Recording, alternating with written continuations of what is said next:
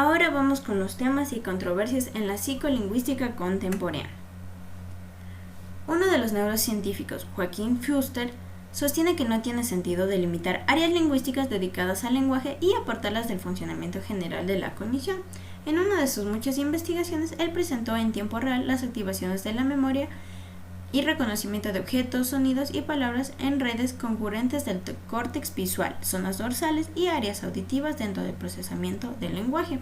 Asimismo, Giacomo Rizzolatti plantea que el lenguaje se integra en un funcionamiento común jerárquico, capaz de hacer patrones, modelos y simulaciones predictivas de la realidad.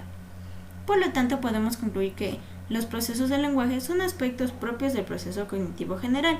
El lenguaje es resultado de la interacción entre procesos cognitivos y habilidades sociales. Siguiendo con esto, ¿cuáles son los procesos implicados en la producción del lenguaje? Estos tienen relación directa con el área de Broca, involucrada en la producción del habla y la comprensión. Los psicolingüísticas de inspiración cognitiva tienden a distinguir tres fases en el proceso de la producción del lenguaje. La primera es la fase de planificación y conceptualización. El sujeto selecciona el contenido comunicativo de su mensaje, la idea o la duda a comunicar, y en un proceso intencional la transmite, aunque no necesariamente este es consciente.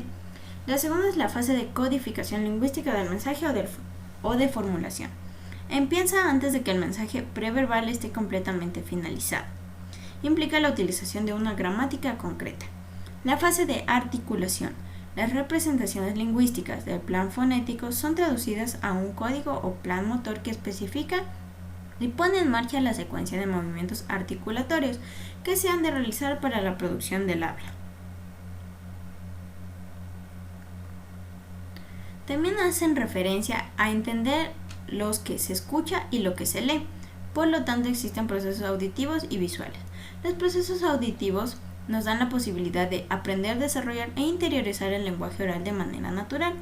Y los procesos visuales son un sistema de comunicación que utiliza las imágenes como medio de expresión, es decir, transmite mensajes visuales. ¿En qué se diferencian los idiomas? Todas las lenguas poseen el recurso de la ambigüedad y albergan una multitud de irregularidades. Todas tienen la posibilidad, a partir de un número de signos limitados, de producir enunciados en número infinito. Todas tienen un carácter evolutivo y siempre están cambiando. Asimismo, todas permiten la invención, la creatividad, los cambios de sentido y el juego. Todas estas están estructuradas en tres niveles: el sonido, el de la disposición gramatical y el del sentido. La diferencia depende del contexto y la herencia cultural, y en ciertos casos la simbología empleada para plasmar su escritura. Ciertos procesos están relacionados entre sí. Escuchar, leer, hablar y escribir son 4 destrezas del lenguaje, o también habilidades lingüísticas. Estas permiten a un individuo comprender y producir el lenguaje hablado para la comunicación interpersonal adecuada y efectiva. Por lo tanto, es más que evidente que están estrechamente relacionadas entre sí. ¿Cómo operan los procesos del lenguaje? Estos muchas veces operan de manera grupal e independiente. Gracias a ellas nos desenvolvemos en una cultura y sociedad y a través de su desarrollo nos volvemos competentes comunicativamente. El lenguaje verbal y el no verbal, la diversidad lingüística, la gestualidad, la emocionalidad, la comprensión de las diferencias, la semejanza entre el habla y la escritura y el papel mediador de la lectura, elaboran e interpretan contenidos comunicativos para la interpretación del mundo, la expresión de la subjetividad y el ejercicio de nuestra ciudadanía. ¿Qué hay innato en el lenguaje?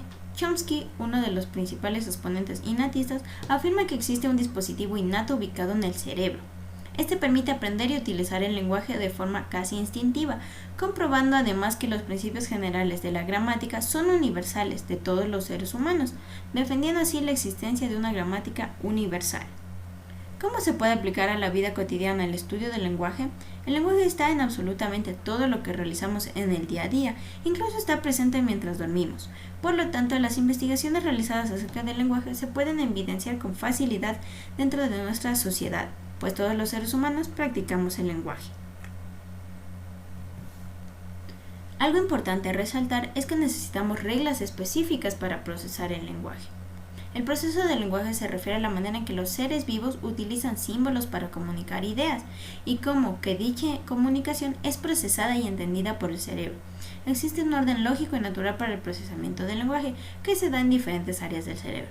Por ende, las personas que sufren de lesiones en este empiezan a tener complicaciones tanto en la producción como en el procesamiento del lenguaje. Finalmente, ¿cómo se puede aprender del lenguaje de pacientes con daño cerebral? Los pacientes con daño cerebral aún pueden desarrollar su lenguaje, pero este a su vez tendrá complicaciones dependiendo del área cerebral afectada. Después de una lesión en el cerebro ocurren grandes cambios.